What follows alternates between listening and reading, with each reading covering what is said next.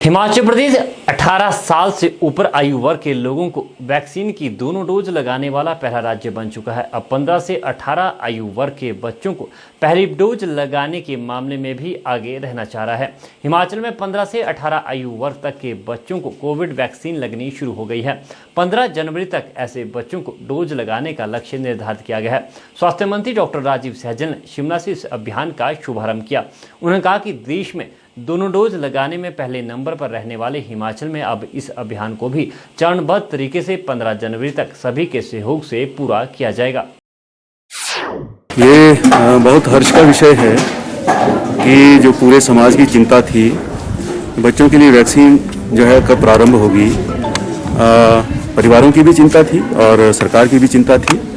और धन्यवाद करते हैं हम सम्मानीय प्रधानमंत्री जी का कि उनके आशीर्वाद से, उनके प्रयास से पूरे देश के अंदर 15 से 18 वर्ष के बच्चों के लिए वैक्सीनेशन का अभियान जो है वो आज से प्रारंभ हो गया है। और शिमला में भी अभी स्कूल से इसकी शुरुआत हमने यहाँ से की है।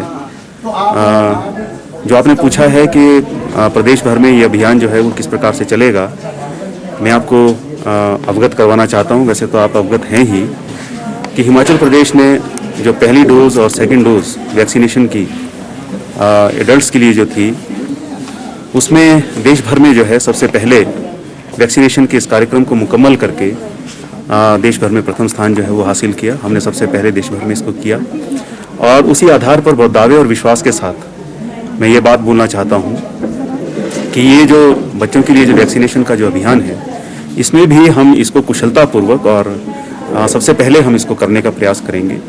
तकरीबन 4.5 लाख ऐसे बच्चे हैं जो इस आयु वर्ग में आते हैं जिनकी वैक्सीनेशन होनी है और 15 जनवरी जो है इसके लिए समय सीमा तय की गई है।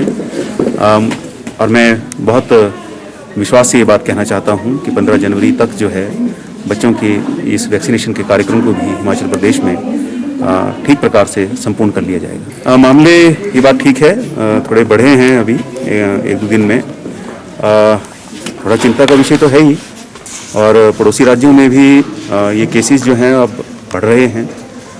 ये और भी ज़्यादा चिंता का विषय है। बहुत से लोग जो हैं अन्य प्रांतों से हिमाचल प्रदेश में आते हैं और वैसे भी टूरिस्ट एक्टिविटी जो है वो भी जोरों पर है।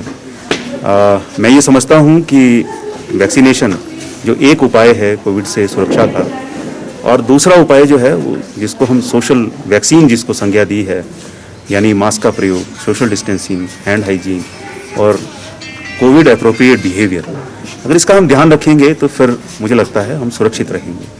आपके माध्यम से मैं सभी प्रदेशवासियों से ये निवेदन करना चाहता हूँ, मास्क का प्रयोग अनिवार्य तौर पर करें, विशेष तौर से जब हम भीड़ भरे स्थानों पर होते हैं। साथ ही सोशल डिस्टेंसिंग का भी हम लोग ध्यान रखें और हैंड हाइजीन का भी हम लोग ध्यान रखें। ये चीज़ें नई नहीं हैं, ये सभी के ध्यान में हैं, लेकिन चीज़ें छोटी हैं लेकिन बहुत महत्वपूर्ण हैं।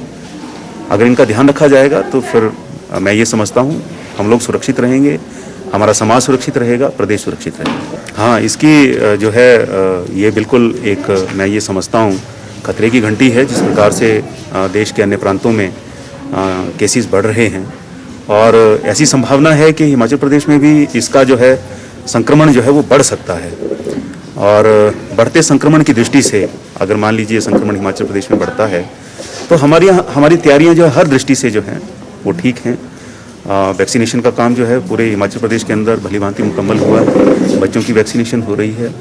हम हॉस्पिटल में रोगियों की सुविधा की दृष्टि से अगर हम बात करें, हम संसाधनों की दृष्टि से हम बात करें, हम बेड्स की स्ट्रेंथ की दृष्टि से हम बात करें, हम अवेलेबल जो वेंटिलेटर्स हैं उसकी दृष्टि से हम बात करें, दवाइयों की उपलब्धता की दृष्टि से हम बात करें, तो हमारी तैयारियां जो हैं, और ऑक्सीजन की दृष्टि से हम बात करें तो हमारी तैयारियां जो हैं वो मुकम्मल हैं और हिमाचल प्रदेश जो है किसी भी प्रकार के संभावित खतरे के लिए पूर्णतः तैयार है।